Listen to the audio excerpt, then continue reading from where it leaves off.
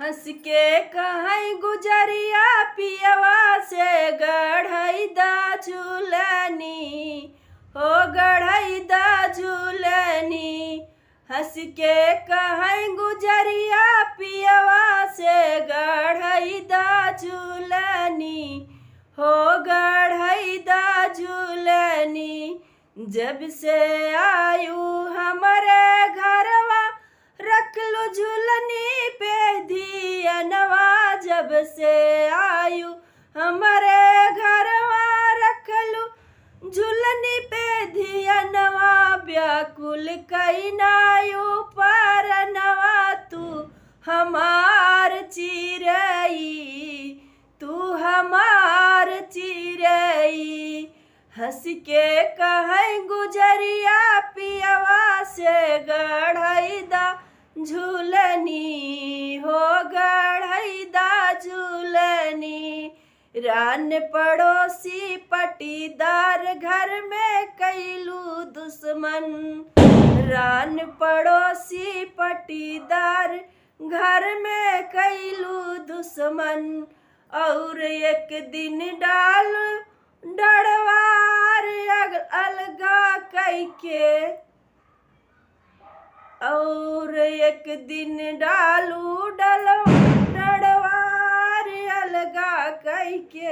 हंस के कहीं गुजरिया पियवा से गढ़ई दा झूलनी हो गढ़ई दा झूलनी। एक झूलनी के कारणवा पिया ओ दुश्मनवा। एक झूलनी के पुकारनवा पियवा हो दुश्मनवा। अपन हथि देवई परनवा जहर खाई के।